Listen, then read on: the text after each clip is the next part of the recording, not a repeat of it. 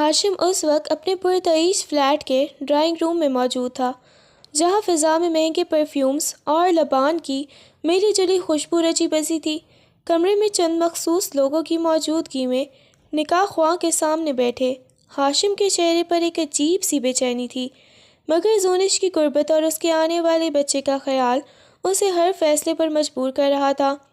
زونش، جو سرخ رنگ کے ریشمی جوڑے میں ملبوس اپنی فتح پر نازی تھی، بار بار ہاشم کی طرف دیکھ کر اپنی دلکش مسکراہٹ بکھیر رہی تھی۔ ہاشم صاحب، کیا آپ کو زونش بیگم ولد زاہد خان حق مہر 5 لاکھ روپے سکہ رائج الوقت کے عوض اپنے نکاح میں قبول ہیں؟ نکاح خواں کی گرجدار آواز نے خاموشی کو چیرا۔ ہاشم کے ذہن میں ایک لمحے کے لیے اس خاموش گھر اور کچن کے فرش کا خیال آیا جہاں وہ نویسہ کو اس کی تکلیف کے ساتھ چھوڑ کر آیا تھا، مگر اس نے سختی سے اس خیال کو جھٹک دیا۔ اس کی انا اور زونش کی بے باک محبت نے اس کے ضمیر پر پردہ ڈال دیا تھا۔ قبول ہے، ہاشم نے بھاری آواز میں کہا۔ جیسے ہی یہ لفظ اس کے لبوں سے ادا ہوئے، زونش نے فاتحانہ انداز میں اپنا سر ہاشم کے کندھے پر رکھ دیا اور اس کا ہاتھ تھام لیا۔ رجسٹر پر دستخط ہوتے ہی کمرے میں مبارکباد کی آوازیں گونجنے لگیں، مگر ہاشم کے دل کے کسی کونے میں ایک عجیب سی کھٹک اب بھی موجود تھی۔ اسے نہیں معلوم تھا کہ جس وقت وہ یہاں ایک نئی زندگی کی شروعات کر رہا ہے، اس کی پہلی بیوی جو اس کے ظلم کی چکی میں پستی رہی تھی، اس کے گھر کے ٹھنڈے فرش پر زندگی اور موت کی کشمکش میں پڑی ہے۔ زونش نے ہاشم کے کان میں سرگوشی کی۔ اب تم صرف میرے ہو ہاشم، اس بیچاری نویسہ کا قصہ اب ہمیشہ کے لیے ختم۔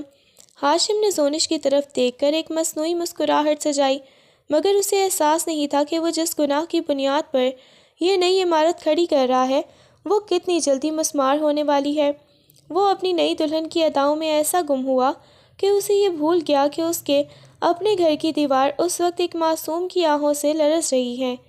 نکاح کی اس رنگین محفل میں قہقہے بلند ہو رہے تھے، جبکہ دوسری طرف نویسہ کا تپتا ہوا وجود کچن کی ماربل پر بے حس و حرکت پڑا تھا، جیسے کوئی ٹوٹا ہوا خواب کسی ویرانے میں بکھر گیا ہو۔ ہاشم نے اپنی خوشی کی خاطر ایک روح کو قتل کر دیا تھا، اور اب وہ اس قتل کا جشن ایک ایسی عورت کے ساتھ منا رہا تھا جس کی بنیاد ہی فریب پر تھی۔ نویسہ کی واحد دوست اور ہمسائی سارہ، جو اکثر اس کی خیر خیریت معلوم کرنے آ جایا کرتی تھی، آج جب کافی دیر تک نویسہ کا فون نہ اٹھانے پر فکر مند ہو کر اس کے گھر آئی تو اسے مین گیٹ کھلا ملا۔ نویسہ، کہاں ہو تم؟ سارہ پکارتی ہوئی اندر داخل ہوئی، مگر پورے گھر میں پھیلی خوشبو نے اس کے دل میں انجانا سا خوف بھر دیا۔ وہ قدم بڑھاتی ہوئی جب کچن کے قریب پہنچی تو سامنے کا منظر دیکھ کر اس کے حلق سے ایک چیخ نکل گئی۔ نویسہ فرش پر بے حس و حرکت پڑی تھی، اس کا چہرہ زرد تھا اور سانسیں اکھڑ رہی تھیں۔ سارہ نے تڑپ کر اسے اٹھانا چاہا، مگر نویسہ کا جسم آگ کی طرح تپ رہا تھا۔ یا اللہ، اسے کیا ہوا؟ نویسہ، آنکھیں کھولو۔ سارہ نے بدحواس ہو کر فوراً اپنے بھائی دانیال کو کال کی، جو باہر گاڑی میں اس کا انتظار کر رہا تھا۔ دانیال بھاگتا ہوا اندر آیا اور نویسہ کی حالت دیکھ کر فوراً اسے گود میں اٹھایا۔ نویسہ کا سر ایک طرف ڈھلک گیا تھا، وہ زندگی اور موت کی لکیر پر کھڑی تھی۔ دانیال اسے لے کر گاڑی کی طرف بھاگا، جبکہ سارہ نویسہ کا دوپٹہ اور ضروری سامان سمیٹتے ہوئے اس کے پیچھے آئی۔ ہسپتال پہنچتے ہی نویسہ کو اسٹریچر پر لٹایا گیا اور ایمرجنسی وارڈ میں لے جایا گیا۔ ڈاکٹروں کی ٹیم فوراً اس کے معائنے میں مصروف ہو گئی۔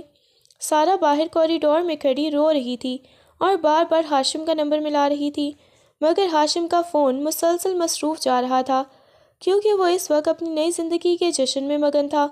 اسے نہیں معلوم تھا کہ اس کی بے حسی نے نویسہ کو کس نہج پر پہنچا دیا ہے۔ دانیال نے سارہ کو دلاسا دیا، مگر اس کی اپنی نظریں وارڈ کے دروازے پر جمی تھیں، جہاں ڈاکٹر نویسہ کو زندگی بچانے کی جدوجہد کر رہے تھے۔ کچھ دیر بعد لیڈی ڈاکٹر وارڈ سے باہر نکلی تو ان کے چہرے پر گہری تشویش تھی۔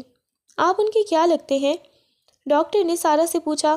سارہ نے روتے ہوئے بتایا کہ وہ اس کی دوست ہے اور اس کا شوہر فون نہیں اٹھا رہا۔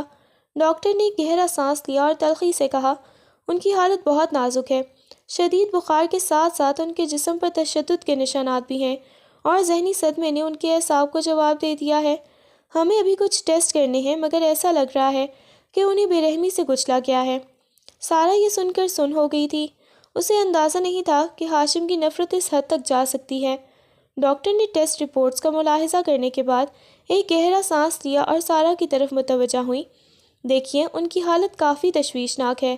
شدید بخار اور جسمانی کمزوری کے ساتھ ساتھ ان کی اعصاب پر بری طرح متاثر ہوئے ہیں۔ ان کے جسم پر موجود نشانات اور ان کی ذہنی حالت بتا رہی ہے کہ ان کے ساتھ بہت زیادہ زبردستی اور سختی کی گئی ہے۔ ڈاکٹر نے ایک لمحے کے لیے توقف کیا اور پھر تاکید کے ساتھ کہا، میری بات غور سے سن لیں۔ ان کے شوہر کو کچھ عرصہ ان سے بالکل دور رہنا ہوگا۔ نویسہ اس وقت جس صدمے میں ہے، ان کے شوہر کا ان کے قریب آنا یا کسی قسم کا تعلق بنانا ان کی جان کے لیے خطرناک ثابت ہو سکتا ہے۔ انہیں مکمل آرام اور سکون کی ضرورت ہے، ورنہ یہ ذہنی توازن بھی کھو سکتی ہیں۔ سارا بوجھل قدموں کے ساتھ وارڈ میں داخل ہوئی، جہاں سفید بیڈ پر نویسہ بالکل بے جان پڑی تھی۔ اس کے ہاتھ میں ڈرپ لگی ہوئی تھی اور وہ اب بے ہوش میں آ چکی تھی، مگر وہ ہوش کسی کام کا نہیں تھا۔ نویسہ کی آنکھیں چھت کے ایک کونے پر جمی ہوئی تھیں۔ جیسے ہی اس نے سارا کو قریب آتے دیکھا، اس نے تیزی سے اپنی نظریں چرا لیں۔ اس کے پاس سارا کے سوالوں کا کوئی جواب نہیں تھا۔ وہ ہمیشہ سارا کے سامنے ہاشم کی جھوٹی تعریفیں کرتی تھی، اسے دنیا کا بہترین شوہر قرار دیتی تھی، مگر آج اس کی حقیقت سب کے سامنے آ چکی تھی۔ وہ شرمندگی کے مارے سارا سے آنکھیں نہیں ملا پا رہی تھی کہ اس نے جس بت کو پوجا تھا، اسی نے اس کے پاؤں تلے رون ڈالا تھا۔ نویسہ نے اپنے ہاتھ کمبل کے اندر چھپانے کی کوشش کی، جیسے وہ اپنی کلائیوں پر پڑنے کے ہاشم کی گرفت کے نشانات چھپا رہی ہو۔ نویسہ، کیسی ہو تم؟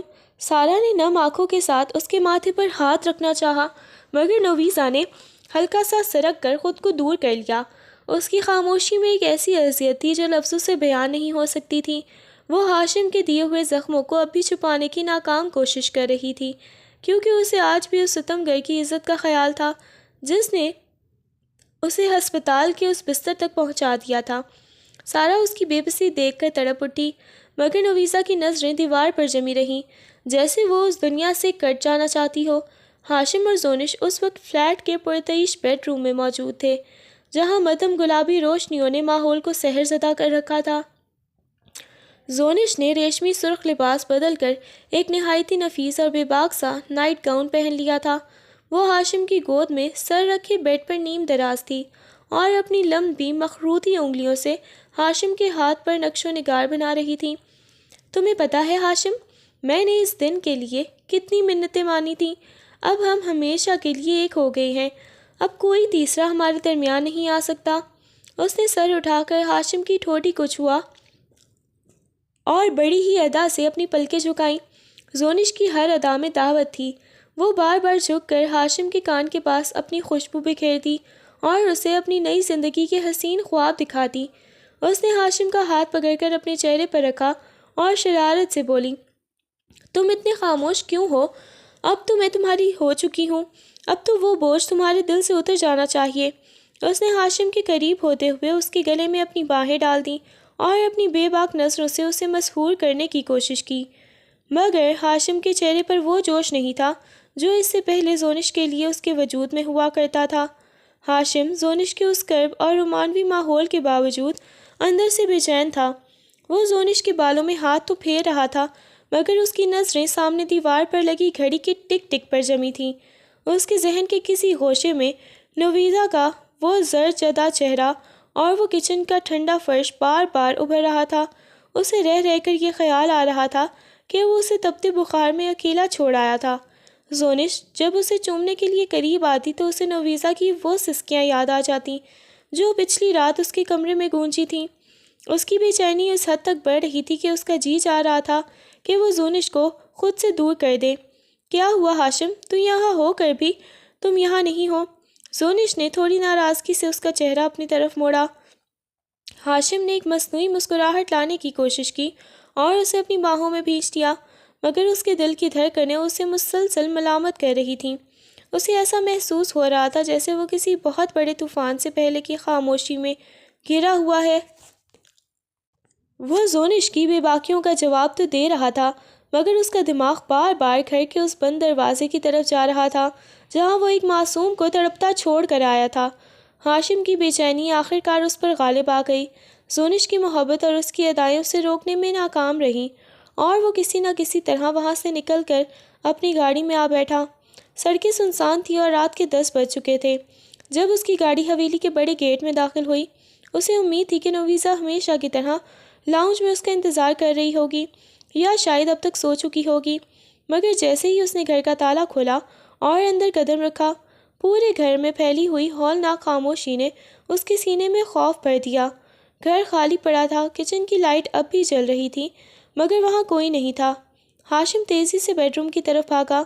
نویزا، اس نے پکارا، مگر وہاں صرف بکھرا ہوا بیڈ اور دیوار پر لگے وہ گلدان کے ٹکڑے تھے جو رات کے واقعے کی گواہی دے رہے تھے۔ وہ ابھی بدحواسی میں اسے ڈھونڈ ہی رہا تھا کہ اچانک باہر پورچ میں کسی گاڑی کے رکنے کی آواز آئی۔ ہاشم لپک کر باہر نکلا تو سامنے کا منظر دیکھ کر اس کے قدم وہیں جم گئے۔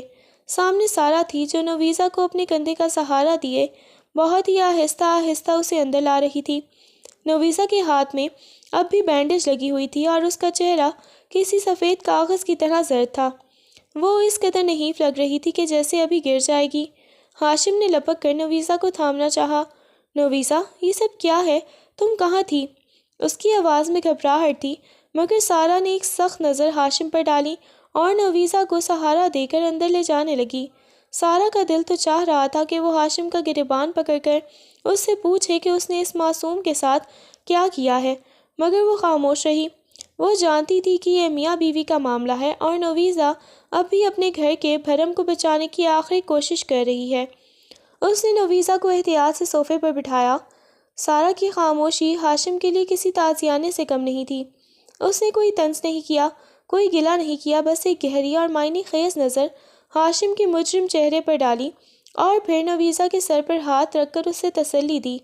ہاشم وہیں کھڑا رہا، اسے سمجھ نہیں آ رہا تھا کہ وہ سارا سے کیا پوچھے اور نویزا سے کیسے نظریں ملائے، جس کی حالت اس کی اپنی درندگی کا منہ بولتا ثبوت تھی۔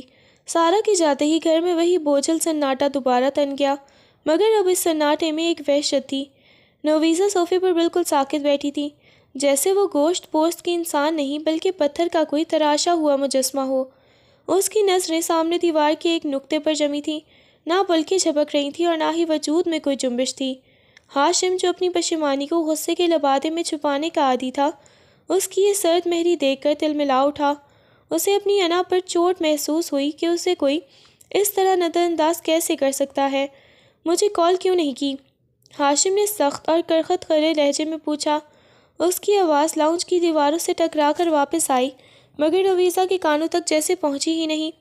میں تم سے پوچھ رہا ہوں نویزا، اتنی بڑی بات ہو گئی، تم ہسپتال پہنچ گئی اور مجھے خبر تک نہ ہونے دی۔ یہ تماشا کس لیے لگایا ہے؟ وہ اس کے قریب آ کر چلایا، مگر نویزا نے مڑ کر اسے دیکھا تک نہیں۔ وہ وہاں موجود تو تھی، مگر اس کا احساس، اس کا شعور ہاشم کے لیے مکمل طور پر مر چکا تھا۔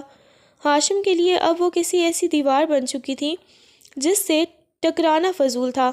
ہاشم نے غصے میں اس کا شانہ پکڑ کر اسے جھنجھوڑنا چاہا۔ جواب دو مجھے، یہ گونگی بہری بننے کا ڈرامہ بند کرو۔ اس نے ہر ممکن کوشش کی، ڈرایا، دھمکایا، غصہ دکھایا تاکہ نویزا ایک بار چیخے، روئے یا اس پر چلا کر اپنی بھڑاس نکالے، مگر نویزا کی خاموشی میں وہ طاقت تھی کہ ہاشم خود کو چھوٹا محسوس کرنے لگا۔ وہ اسے اس طرح دیکھ رہی تھی جیسے وہ کوئی انسان نہیں بلکہ کمرے میں پڑا ہوا کوئی فالتو فرنیچر ہو جس کی موجودگی سے اسے کوئی فرق نہیں پڑتا۔ اس کے لیے اس کا وہ محبوب ہاشم جو اس کی کائنات تھا، کل رات اس کی روح کو کچلتے وقت ہی مر چکا تھا۔ اب اس کے سامنے کھڑا یہ شخص اس کی زندگی میں صرف ایک درندہ تھا، ایک اجنبی ستمگر جس نے نہ اسے کوئی امید تھی اور نہ ہی کوئی شکوہ۔ ہاشم کا پارا 7ویں آسمان پر پہنچ گیا۔ اسے لگا جیسے نویزا اس کی مردانگی اور اس کی موجودگی کی توہین کر رہی ہے۔ تمہیں کیا لگتا ہے اس طرح خاموش رہ کر تم مجھے ملامت کرو گی؟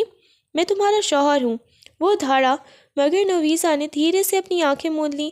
اس کے ذہن میں کل رات کی وہ وحشتناک یادیں کسی فلم کی طرح چل رہی تھیں، جب اس نے حق مانگا تھا اور اس شخص نے اسے زندہ درگور کر دیا تھا۔ اب ہاشم کا غصہ اسے بے معنی لگ رہا تھا۔ وہ اس کی نظروں میں اس مقام سے گر چکا تھا جہاں درد محسوس ہوتا ہے۔ ہاشم ہانپتا ہوا پیچھے ہٹا۔ اسے پہلی بار احساس ہوا کہ کسی کو جیتے جی مار دینا کیا ہوتا ہے۔ نویزا نے ثابت کر دیا تھا کہ وہ وہاں موجود ہو کر بھی ہاشم کے لیے پہنچ سے دور ہو چکی ہے۔ ہاشم کے ضبط کا بندھن نویزا کی اس سرد مہری کے ٹکڑے ٹکڑے کر دیا تھا۔ یہ ڈرامہ میرے سامنے نہیں چلے گا۔ اس نے دھاڑتے ہوئے نویزا کا وہی بازو سختی سے جکڑا جس پر ابھی ہسپتال سے واپسی کی پٹی بندھی تھی اور جہاں پر کنولا لگا ہوا تھا۔ اس نے بے رحمی سے اسے گھسیٹنا شروع کیا اور اسے لاؤن سے بیڈ روم کی طرف لے جانے لگا۔ نویزا نے نہ کوئی مزاحمت کی اور نہ ہی درد کی کوئی آہ نکالی۔ وہ ایک بے جان پتھر کی طرح اس کے ساتھ گھسیٹتی ہی چلی گئی۔ اس کھینچا تانی میں ورننا والی جگہ سے پٹی سرخ ہونے لگی تھی اور خون کی بوندیں سفید فرش پر نقش چھوڑنے لگی تھیں۔ ہاشم نے جیسے ہی اسے بیڈ پر پٹکا، اس کی نظر نویزا کے ہاتھ سے بہتے تازہ خون پر پڑی۔ ایک دم کے لیے اس کے دل میں خوف کی لہر دوڑی۔ اس کا ہاتھ لرزا مگر اپنی انا اور غصے کے بوجھ تلے اس نے اس فکر کو دبا دیا، بھاڑ میں جاؤ تم اور تمہاری یہ خاموشی، میں تھک چکا ہوں تمہارے ان نخروں سے۔ اس نے غصے سے دھاڑتے ہوئے اپنا چہرے سے پسینہ پوچھا مگر اس کی نظریں بار بار اس خون پر جا رہی تھیں جو نویزا کی سفید قمیص کی آستینوں کو بھگو رہا تھا۔ نویزا نے اپنا زخمی ہاتھ دیکھا اور پھر پہلی بار اپنی نظریں اٹھا کر براہ راست ہاشم کی آنکھوں میں جھانکا۔ ان آنکھوں میں اب محبت نہیں تھی نہ ہی خوف تھا، وہاں صرف ایک گہرا سمندر تھا جس میں ہاشم کا ڈوب جانا وجود تھا۔ مجھے کل واپس گاؤں جانا ہے۔ نویزا کی آواز اتنی سپاٹ اور خالی تھی کہ ہاشم کے کانوں میں سیٹیاں بجنے لگیں۔ میں نے فیصلہ کر لیا ہے ہاشم، میں اب اس گھر میں ایک پل بھی نہیں رہوں گی۔ میں بہت جلد خلا کے کاغذات بھیج دوں گی۔ آپ کو مبارک ہو آپ کی آزادی۔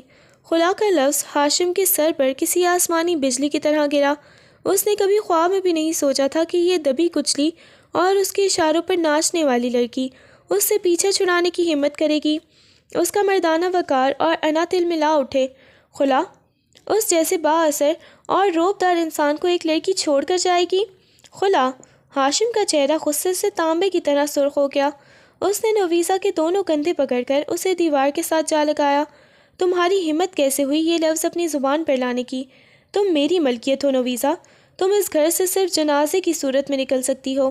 گاؤں جانا تو دور کی بات ہے، تم اس کمرے سے باہر قدم نہیں رکھو گی۔ خلا کا شوق چڑھا ہے تمہیں؟ میں تمہاری روح نکال دوں گا مگر تمہیں کسی دوسرے کے قابل نہیں چھوڑوں گا۔ وہ آگ بگولا ہو کر اسے جھنجھوڑ رہا تھا مگر نویزا کے چہرے پر اب ایک عجیب سی فاتحانہ مسکراہٹ تھی، جیسے اسے ہاشم کے اس پاگل پن سے اب کوئی فرق نہیں پڑتا تھا۔ اسے پتا تھا کہ وہ اس درندے کو اس کی سب سے بڑی کمزوری یعنی اس کی اپنی چوٹ انا پر کر چکی ہے۔ ہاشم نے ایک زوردار جھٹکے کے ساتھ کمرے کا دروازہ بند کیا اور باہر سے کنڈی چڑھا دی۔ اس کا سانس پھولا ہوا تھا اور ہاتھ غصے سے کانپ رہے تھے۔ وہ تل ملاتا ہوا لاؤنج میں آیا جہاں صوفے پر نویزا کی میڈیکل فائل بکھری پڑی تھی۔ اس نے بیزاری سے فائل اٹھا کر پرے پھینکنی چاہی مگر اچانک اس کی نظر اس پر درج ڈاکٹر کے نام اور ہسپتال کی مہر پر پڑی۔ یہ وہی ڈاکٹر تھی جس کے پاس نویزا کو سارا لے کر گئی تھی۔ ہاشم نے فائل کھولی تو اس میں لکھی ڈاکٹر کی ہدایات اور نویزا کی حالت کی تفصیلات اس کے سامنے تھیں۔ فائل میں واضح لکھا تھا کہ اسے شدید جسمانی اور ذہنی تشدد کا نشانہ بنایا گیا ہے اور اسے کسی بھی قسم کے ہیجان سے دور رکھا جائے۔ ہاشم کی نظریں ان الفاظ پر جم گئیں۔ اسے اپنا وہ حق یاد آیا جو اس نے وحشت بن کر وصول کیا تھا۔ اس کے دل کے کسی کونے میں ایک شدید کسک اٹھی، جیسے کوئی نوکیلی چیز اس کے سینے میں پیوست ہو گئی ہو۔ اسے احساس ہوا کہ وہ کتنا گر چکا ہے مگر اس کی انا ابھی ایک آہنی دیوار بن کر اس کے سامنے کھڑی تھی۔ یہ سب ڈرامہ ہے، اس نے خود کو بیمار کیا ہوگا تاکہ مجھے نیچا دکھا سکے۔ اس نے خود کو تسلی دینے کی کوشش کی مگر اس کا دل ملامت کر رہا تھا۔ اسے نویزا کا وہ خون آلود ہاتھ اور اس کی وہ خالی نظریں یاد آ رہی تھیں جو اب اسے ڈرا رہی تھیں۔ اس کا جی چاہ رہا تھا کہ وہ دروازہ کھولے، اندر جائے اور اسے اپنی باہوں میں بھر لے مگر اس کے اندر کا مغرور مرد اسے روک رہا تھا۔ وہ فائل وہیں صوفے پر چھوڑ کر بے چینی سے ادھر ادھر ٹہلنے لگا۔ اس کے دل کی دھڑکنیں غیر معمولی طور پر تیز تھیں اور ایک انجانا سا ڈر اسے گھیر رہا تھا کہ کہیں وہ نویزا کو سچ مچ کھو نہ دے۔ اسی لمحے اس کے فون کی سکرین روشن ہوئی۔ زونش کی کال تھی مگر ہاشم نے اسے نظر انداز کر دیا۔ اسے پہلی بار زونش کی آواز سے وحشت محسوس ہو رہی تھی۔ وہ صوفے پر سر ٹکا کر بیٹھ گیا۔ بظاہر وہ خاموش اور سخت تھا مگر اس کے اندر ایک طوفان برپا تھا جو اس کی انا کی دیواروں کو تھوڑا تھوڑا کر کے گرا رہا تھا۔ اسے سمجھ نہیں آ رہا تھا کہ وہ اس نفرت اور محبت کی جنگ میں جیت رہا ہے یا سب کچھ ہار چکا ہے۔ ہاشم نے ایک جھٹکے سے نویسا کی میڈیکل فائل صوفے پر پٹکی اور گھر کی گھٹن سے بھاگنے کے لیے دوبارہ زونش کے فلیٹ کا رخ کیا۔ اس وقت اسے اپنے ضمیر کی آواز دبانے کے لیے زونش کے کہکہوں اور اس کی بے باکیوں کی ضرورت تھی۔ جب وہ فلیٹ میں داخل ہوا تو زونش اسے دیکھتے ہی ایک فاتحانہ مسکراہٹ کے ساتھ استقبال کیا۔ اس نے سیاہ رنگ کا ریشمی لباس پہن رکھا تھا جو اس کے گورے رنگ پر قیامت ڈھا رہا تھا۔ وہ لچکتی ہوئی ہاشم کے قریب آئی اور اس کے گلے میں اپنی باہیں ڈال کر اسے صوفے کی طرف لے گئی۔ تم پھر سے پریشان لگ رہے ہو ہاشم، کیا وہ لڑکی اب بھی تمہارے دماغ پر سوار ہے؟ زونش نے ادائے خاص سے اس کے سینے پر اپنی انگلیاں پھیرتے ہوئے پوچھا۔ ہاشم نے اسے اپنی طرف کھینچ دیا اور اس کے کندھے پر سر ٹکاتے ہوئے آنکھیں موند لیں۔ زونش کا رومانوی انداز اور اس کی خوشبو سے مسحور کر رہی تھی، مگر اس کے ذہن کے کسی گوشے میں اب بھی نویسا کا وہ خون آلود ہاتھ کسی کانٹے کی طرح چبھ رہا تھا۔ زونش نے اس کی خاموشی کا فائدہ اٹھایا اور اس کے کان کے قریب ہو کر اپنی نئی ڈیمانڈ سامنے رکھ دی۔ ہاشم، اب جب کہ ہمارا نکاح ہو چکا ہے، میں چاہتی ہوں کہ تم مجھے اس شہر کے سب سے پوش علاقے میں وہ بنگلہ خرید کر دو جس کا میں نے ذکر کیا تھا۔ اور ہاں، میں اب مزید انتظار نہیں کر سکتی، مجھے تمہارے خاندانی کاروبار میں بھی آدھا حصہ چاہیے، میرے بچے کا مستقبل محفوظ ہونا چاہیے۔ زونش کی یہ عجیب اور بھاری فرمائش سن کر ہاشم کا رومانوی موڈ ایک دم غائب ہو گیا۔ اسے لگا جیسے زونش کی محبت کے پیچھے بھی صرف سودے بازی ہے۔ وہ جو ابھی تھوڑی دیر پہلے اس کی زلفوں کا اسیر ہو رہا تھا، اب اسے ایک شکاری نظر آنے لگی۔ زونش، ابھی ان باتوں کا وقت نہیں ہے، میں ابھی بہت سی الجھنوں میں ہوں، ہاشم نے اسے خود سے تھوڑا دور کرتے ہوئے کہا۔ مگر زونش کہاں ماننے والی تھی۔ اس نے ہاشم کا چہرہ اپنے دونوں ہاتھوں میں لیا اور بڑی ہی بے باکی سے اسے چومنے لگی۔ وقت کبھی نہیں ملتا ہاشم، وقت نکالنا پڑتا ہے۔ اگر تم میری یہ چھوٹی سی خواہش پوری نہیں کر سکتے تو پھر اس نکاح کا کیا فائدہ؟ اس کی آواز میں اب محبت کم اور دھمکی زیادہ تھی۔ ہاشم اسے دیکھتا ہی رہ گیا۔ ایک طرف نویسا تھی جس نے کبھی کچھ نہیں مانگا تھا، اور دوسری طرف زونش تھی جس کی فرمائشیں ختم ہونے کا نام نہیں لے رہی تھیں۔ اس رومانوی ماحول میں اچانک ایک اجنبیت آ گئی تھی جس نے ہاشم کے دل میں ایک عجیب سے ہول پیدا کر دی تھی۔ زونش کی فرمائشیں اور اس کا بدلتا لہجہ ہاشم کے لیے کسی تازیانے سے کم نہیں تھا۔ وہ زونش کی اس مادی روپ کو دیکھ کر ششدر رہ گیا۔ وہی زونش جو کل تک اس کے پیار کی دعوے دار تھی، آج نکاح کے فوراً بعد جائیداد اور حصوں کی بات کر رہی تھی۔ ہاشم نے اسے خود سے دور ہٹایا اور صوفے سے اٹھ کر کھڑا ہو گیا۔ جائیداد، حصہ؟ زونش، ابھی ہماری شادی کو 24 گھنٹے بھی نہیں ہوئے اور تم سودے بازی پر اتر آئیں۔ ہاشم کی آواز میں غصہ اور حیرت دونوں نمایاں تھے۔ زونش نے ایک زوردار قہقہہ لگایا اور اپنے بالوں کو جھکتے ہوئے اس کے سامنے آ کھڑی ہوئی۔ سودے بازی کیسی ہاشم؟ میں تمہارے بچے کی ماں بننے والی ہوں، کیا میرا حق نہیں ہے کہ میں اپنا اور اپنے بچے کا مستقبل محفوظ دیکھوں؟ اور ویسے بھی وہ نویسا وہاں عیش کر رہی ہے اور میں یہاں اس فلیٹ میں قید رہوں۔ مجھے وہ سب چاہیے جو اس کے پاس ہے، بلکہ اس سے بھی زیادہ۔ زونش کی بے باکی اور اس کی آنکھوں میں جھلکتی لالچ نے ہاشم کو اندر تک ہلا کر رکھ دیا۔ اسے اچانک نویسا کا وہ چہرہ یاد آیا جو ہمیشہ اس کے آنے پر کھل اٹھتا تھا، جس نے کبھی اس سے ایک سوٹ تک کی فرمائش نہیں کی تھی، جو صرف اس کا وقت اور تھوڑا سی توجہ مانگتی تھی۔ ہاشم کو اپنی روح پر بوجھ محسوس ہونے لگا۔ اسے زونش کا لمس اب زہر لگ رہا تھا۔ میں جائیداد کی بات بعد میں کروں گا، ابھی مجھے سکون چاہیے، ہاشم نے سرد لہجے میں کہا اور اپنا کوٹ اٹھا کر دروازے کی طرف بڑھ گیا۔ زونش پیچھے سے چلاتی رہی، ہاشم تم ایسے نہیں جا سکتے، تمہیں میری ڈیمانڈ پوری کرنی ہوگی۔ مگر ہاشم نے پلٹ کر نہیں دیکھا۔ وہ تیز رفتاری سے گاڑی چلاتا ہوا دوبارہ اپنے اسی گھر کی طرف جا رہا تھا جہاں اس نے نویسا کو قید کیا تھا۔ اس کے دماغ میں زونش کے الفاظ ہتھوڑوں کی طرح بج رہے تھے۔ اسے پہلی بار احساس ہوا تھا کہ اس نے ہیرا چھوڑ کر پتھر چن لیا ہے۔ گھر پہنچ کر اس نے کانپتے ہاتھوں سے تالا کھولا اور سیدھا اس کمرے کی طرف گیا جہاں نویسا موجود تھی۔ اس نے جیسے ہی دروازہ کھولا، سامنے کا منظر دیکھ کر اس کا دل ڈوب گیا۔ نویسا بیڈ کے کونے میں سر جھکائے بیٹھی تھی۔ اس کی قمیص کی آستینیں خون سے لت پت تھیں اور وہ بے حس و حرکت تھی۔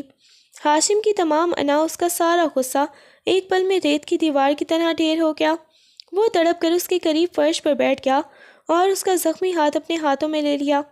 نویسا، اس کی آواز میں پہلی بار ایک درد بھری پکار تھی، مگر نویسا نے سر اٹھا کر اسے نہیں دیکھا۔ اس کی خاموشی ہاشم کو زونش کی چیخ و پکار سے زیادہ تکلیف دے رہی تھی۔ ہاشم کو سمجھ آ گیا تھا کہ اس نے ایک ایسی عورت کے لیے اپنی اس بیوی کو برباد کیا ہے جس کی محبت صرف دولت کی محتاج تھی۔ اس نے نویسا کا ہاتھ چومنا چاہا، مگر نویسا نے ایک جھٹکے سے اپنا ہاتھ چھڑا لیا، جیسے ہاشم کا لمس اسے جلا رہا ہو۔ اس کی نظروں میں موجود نفرت ہاشم کے لیے کسی موت سے کم نہیں تھی۔ کئی ماہ بیت گئے تھے اور اس بڑے سے گھر میں ہاشم اور نویسا دو اجنبیوں کی طرح رہ رہے تھے۔ نویسا نے خود کو ایک خول میں بند کر لیا تھا۔ وہ اس کے لیے کھانا بناتی، گھر سنبھالتی، مگر اس کی زبان سے ہاشم کے لیے کوئی لفظ نہ نکلتا۔ اس کی آنکھوں کی وہ معصوم چمک کہیں کھو چکی تھی اور اب وہاں صرف ایک بنجر خاموشی تھی۔ ہاشم کئی بار کوشش کے باوجود اس دیوار کو نہ گرا سکا جو اس نے خود اپنی درندگی سے کھڑی کی تھی۔ وہ جتنا نویسا کے قریب جانے کی کوشش کرتا، نویسا بے رخی اسے اتنا ہی پیچھے دھکیل دیتی تھی۔ اسی کشمکش اور گھٹن سے تنگ آ کر اس نے ایک بار پھر زونش کی طرف رجوع کرنا شروع کر دیا، جو اب 7 ماہ کی حاملہ تھی اور ہاشم کی تمام تر توجہ اور دولت سمیٹ رہی تھی۔ ایک رات ہاشم کا دل بہت بوجھل تھا۔ نویسا کی خاموشی اسے کاٹ رہی تھی۔ اس نے بنا بتائے گاڑی نکالی اور زونش کے فلیٹ کی طرف روانہ ہو گیا۔ اس کے ذہن میں زونش کا وہ روپ تھا جو اسے سکون دیتا تھا، وہ عورت جو اس کے بچے کی ماں بننے والی تھی۔ اس نے سوچا تھا کہ وہ اسے سرپرائز دے گا، اس لیے اس نے بیل بجانے کی بجائے اپنی اضافی چابی سے خاموشی سے دروازہ کھولا۔ لاؤنج میں مدھم سی روشنی تھی اور کمرے سے کہکہوں کی آوازیں آ رہی تھیں۔ ہاشم کے قدم وہیں رک گئے۔ وہ آوازیں اجنبی تھیں۔ اس کا دل کسی ہولناک وسوسے سے دھڑکنے لگا۔ وہ دبے قدموں بیڈ روم کے اد کھلے دروازے تک پہنچا اور جو منظر اس کے سامنے تھا اس نے ہاشم کے پیروں تلے سے زمین نکال کر رکھ دی۔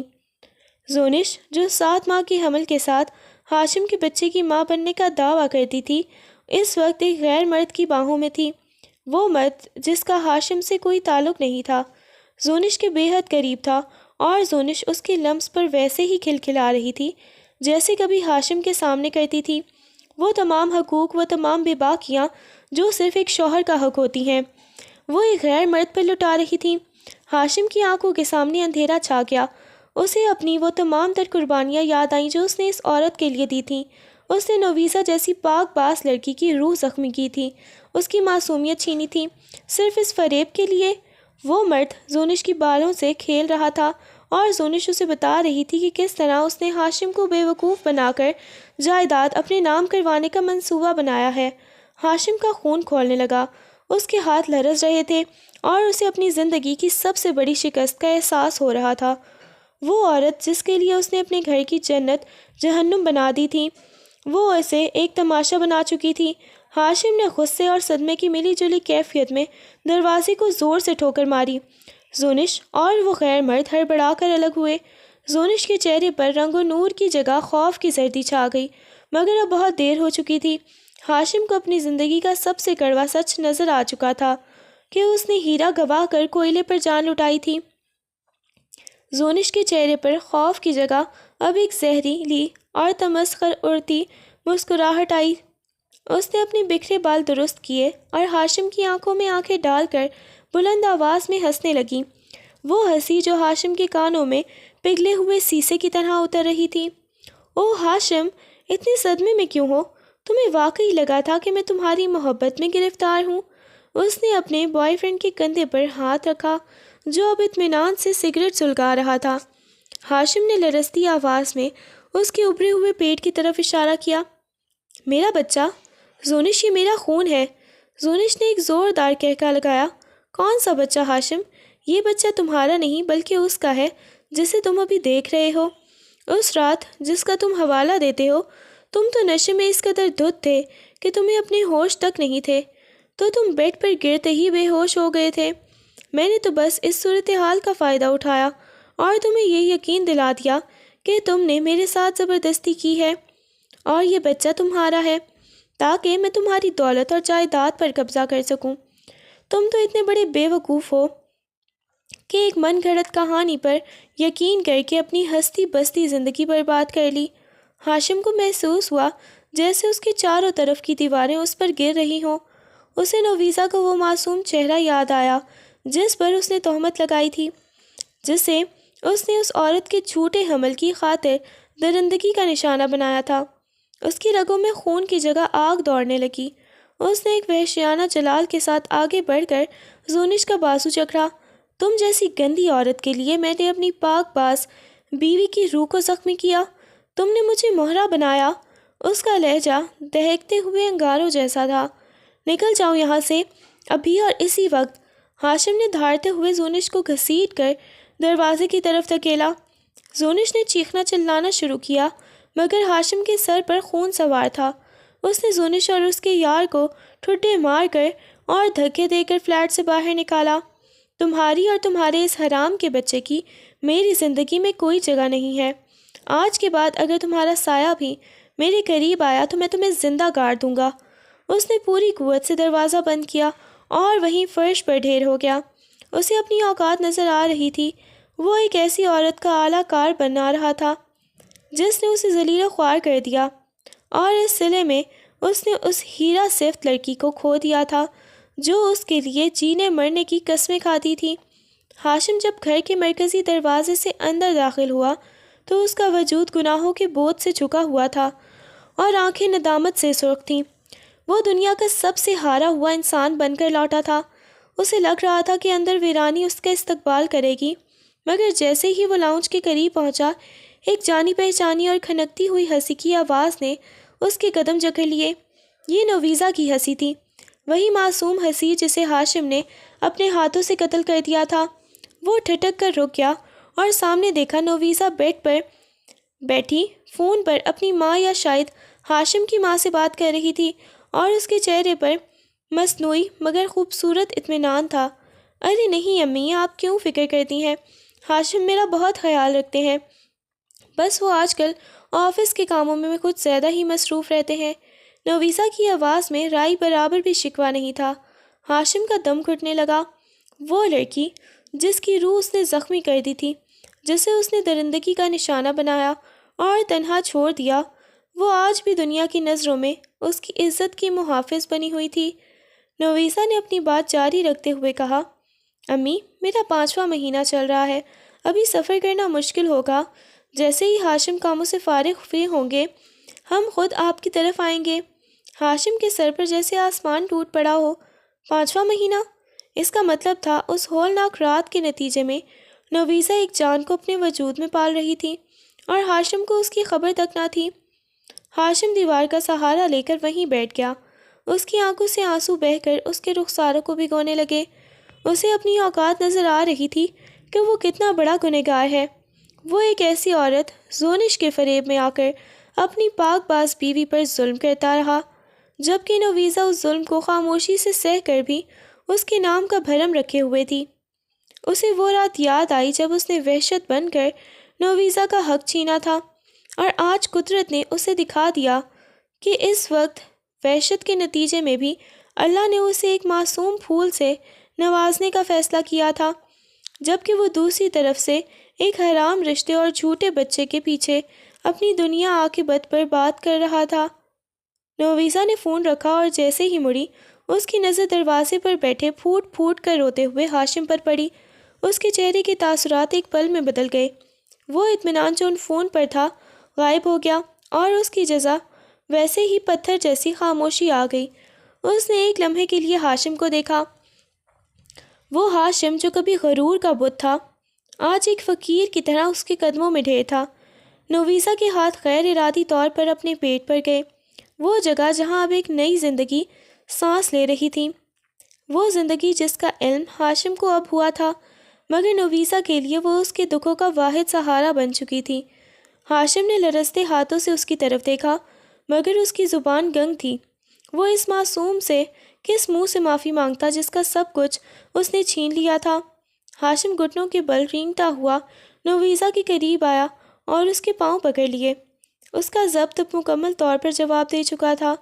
نویزا مجھے معاف کر دو، میں نے اپنے ہاتھوں سے اپنی جنت اجاڑ دی، میں ایک گندی اور جھوٹی عورت کے فریب میں اندھا ہو گیا تھا، مجھے معاف کر دو نویزا۔ وہ گڑ گڑا رہا تھا۔ اس کے آنسو نویزا کے پیروں کو بھگو رہے تھے، مگر نویزا اب بھی وہی پتھر کا مجسمہ بنی کھڑی تھی۔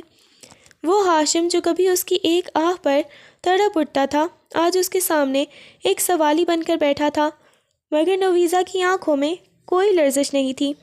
وہ اسے وہ تمام محبت، وہ والہانہ لمس اور وہ توجہ دے رہا تھا جس کے لیے کبھی نویزا اس کے آگے پیچھے گھومتی تھی، جب وہ اس کی ایک نظر التفات کے لیے تڑپتی تھی اور ہاشم اسے جھڑک دیتا تھا۔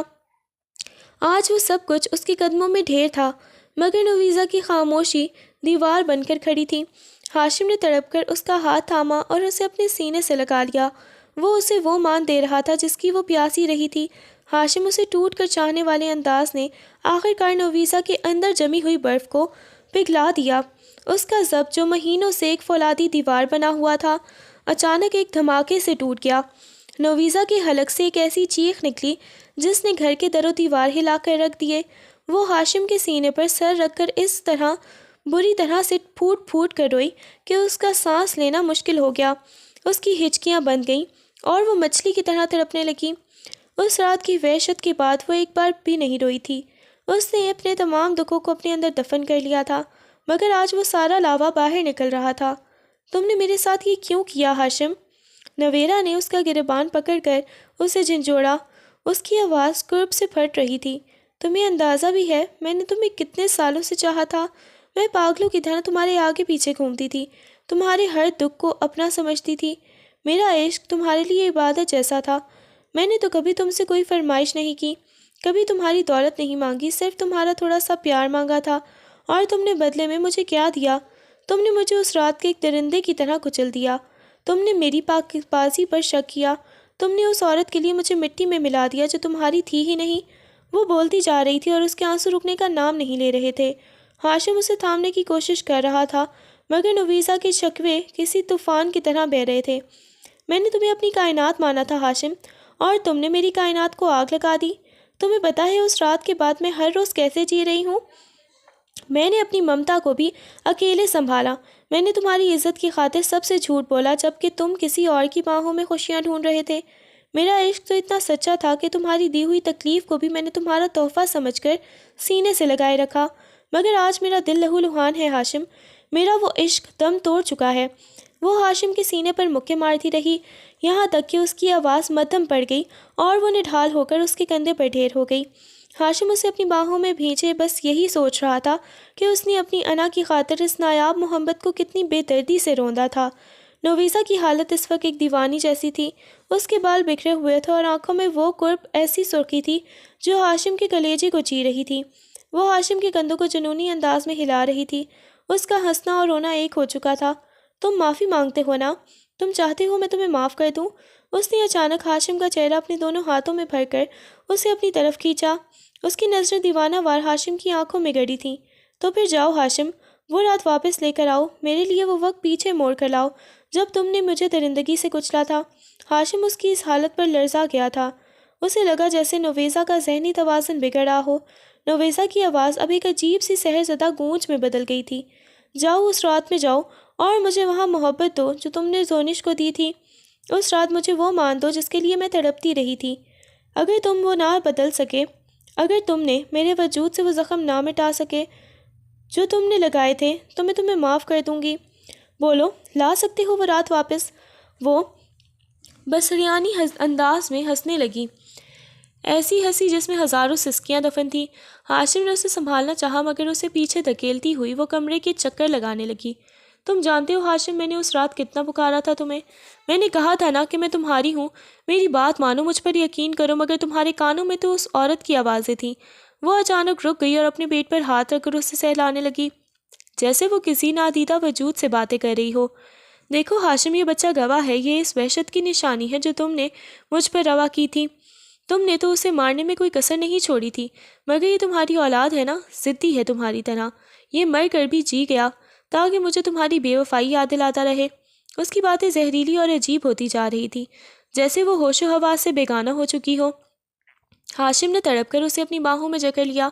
نویزا، خدا کے لیے چپ ہو جاؤ، تم پاگل ہو جاؤ گی، میں تمہارا گنہگار ہوں، مجھے جو سزا دینی ہے دے دو، مگر ایسی باتیں مت کرو۔ نویسا نے اس کی گرفت میں تڑپنا شروع کیا، اس کا جسم کمان کی طرح تن گیا تھا۔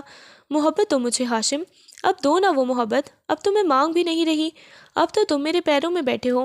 کتنی عجیب بات ہے نا، جب میں عشق کرتی تھی تو تم درندے تھے، اب جب میں پتھر بن گئی ہوں تو تم عاشق بن گئے ہو۔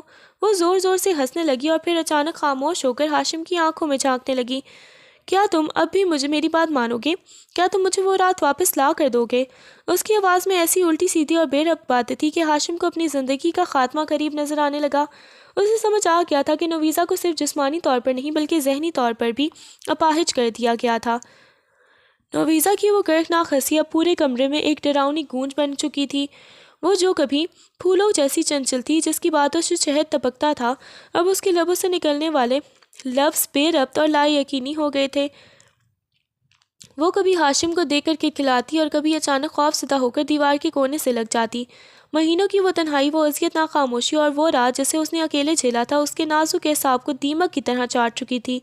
وہ اب نویسا نہیں رہی تھی جسے ہاشم جانتا تھا۔ ہاشم دیکھو، وہ دیکھو، کمرے کی کونے میں خون پڑا ہے۔ وہ ایک دم چیخی اور خالی ہوا میں انگلی سے اشارہ کرنے لگی۔ وہ دیکھو، زونش وہاں کھڑی ہنس رہی ہے، وہ کہہ رہی ہے کہ تم اسے لے جاؤ گے، تم مجھے پھر سے اس ٹھنڈے فرش پر چھوڑ دو گے۔ وہ بھاگ کر بیڈ کے نیچے چھپنے کی کوشش کرنے لگی، جیسے کوئی چھوٹا بچہ ڈر کر چھپتا ہے۔ ہاشم نے تڑپ کر اسے باہر نکالنا چاہا، اس کی آنکھوں سے آنسو تھمنے کا نام نہیں لے رہے تھے، مگر نویسا نے اسے پہچاننے سے ہی انکار کر دیا۔ کون ہو تم؟ دور رہو مجھ سے۔ تم وہی ہو نا جو رات کے اندھیرے میں آ کر میری روح نوچتا ہے؟ وہ مکمل طور پر اپنے ہوش و حواس کھو چکی تھی۔ اس کا وہ چنچل مزاج، وہ شرارتیں، وہ ہاشم کے گرد دیوانہ وار گھومنا، سب کچھ ایک بھیانک خاموشی اور پاگل پن میں بدل چکا تھا۔ وہ کبھی اپنے پیٹ پر ہاتھ رکھ کر لوریاں سنانے لگتی اور کبھی اچانک رونے لگتی کہ یہ بچہ اسے ڈرا رہا ہے۔ اس کی باتیں اب کسی سے سمجھ میں نہیں آ رہی تھیں۔ پھول مرجھا گئے ہاشم، دیکھو، میں نے انہیں اپنے خون سے سینچا تھا، مگر وہ تو کانٹے بن گئے۔ اب یہ کانٹے میرے دل میں چبھتے ہیں۔ وہ اپنے بال نوچنے لگی، اس کی آنکھیں اب کسی نادیدہ دنیا کو دیکھ رہی تھیں جہاں صرف درد اور اندھیرا تھا۔ ہاشم نے اسے زور سے اپنے سینے میں بھینچ لیا، وہ چیخ رہا تھا، رو رہا تھا، مگر نویسا کے وجود میں اب کوئی زندگی باقی نہیں تھی۔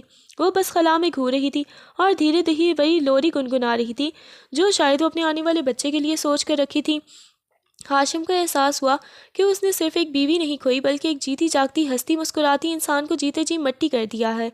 وہ اس کے سامنے بیٹھی تھی، مگر اس کا ذہن اب ان وادیوں میں جا چکا تھا جہاں سے واپسی کا کوئی راستہ نہیں تھا۔ ہاشم کی انا جیت گئی تھی، مگر اس کا عشق اور اس کی نویسا ہمیشہ کے لیے ہار گئے تھے۔ وقت کا پہیہ بے رحمی سے گھومتا رہا اور 9 ماہ میں نویسا کی حالت بہتر ہونے کی بجائے بدترین ہوتی گئی۔ وہ ہنستی مسکراتی لڑکی اب مکمل طور پر دیوانگی کی زنجیروں میں جکڑی جا چکی تھی۔ اس کا ذہن اس رات کی وحشت اور مہینوں کے صدموں سے ایسا الجھ کر رہ گیا اور وہ ماضی کی تمیز کھو بیٹھی۔ وہ سارا دن کمرے کے ایک کونے میں بیٹھی اپنی ہی دنیا میں مگن رہتی، کبھی دیواروں سے باتیں کرتی اور کبھی خلا ہواؤں میں ہاتھ ہلا کر کسی نادیدہ وجود کو خود سے دور کرنے کی کوشش کرتی۔ ہاشم نے دنیا بھر کے ڈاکٹروں کو دکھایا، پیروں میں گر کر معافی مانگی، دن رات اس کی خدمت کی، مگر نویسا کے لیے اب وہ صرف ایک سایہ تھا جس سے وہ خوف زدہ رہتی تھی۔ آخر کار وہ دن آج پہنچا تھا جب اس کے گھر میں آنگن میں 9 ماہ بعد پہلی بار کسی کی پہلی چیخ گونجی۔ اللہ نے اسے ایک نہایت خوبصورت اور پیارے بیٹے سے نوازا تھا۔ ہاشم نے کپکپاتے ہاتھوں سے اپنے بیٹے کو اٹھایا۔ اس کا چہرہ بالکل ہاشم جیسا تھا، وہی نقش و نگار اور وہی روب، مگر اس کی آنکھوں میں نویسا جیسی معصومیت تھی۔ ہاشم کی آنکھوں سے آنسو بہہ نکلے، یہ وہی بیٹے تھے جس کے وجود سے وہ کبھی انکاری تھا، جسے وہ زونش کے چھوٹے بچے کی خاطر ختم کر دینا چاہتا تھا۔ قدرت نے اسے سب سے بڑی نعمت سے نوازا تھا، مگر اس نعمت کو جنم دینے والی ماں اب اس سے بے خبر تھی۔ ہاشم بچے کو لے کر نویسا کے پاس گیا جو ہسپتال کے بیڈ پر بالکل ساکت لیٹی چھت کو گو رہی تھی۔ نویسا دیکھو، ہمارا بیٹا آیا ہے، بالکل تمہاری طرح ہے، ہاشم نے روندی ہوئی آواز میں کہا اور بچہ دھیرے سے اس کے پہلو میں رکھ دیا۔ نویسا نے ایک لمحے کے لیے اپنی گردن موڑی اور اس چھوٹے سے وجود کو دیکھا۔ اس کی آنکھوں میں ایک پل کے لیے چمک آئی، شاید ممتا نے اسے پہچان لیا تھا، مگر اگلے ہی لمحے وہ دوبارہ ہنسنے لگی۔ یہ میرا نہیں ہے ہاشم، یہ تو اس رات کا زخم ہے، یہ دیکھو یہ کتنا لال ہے، یہ تو درد ہے۔ وہ بچے کو دیکھ کر ڈرنے لگی اور اسے خود سے دور کرنے کی کوشش کرنے لگی۔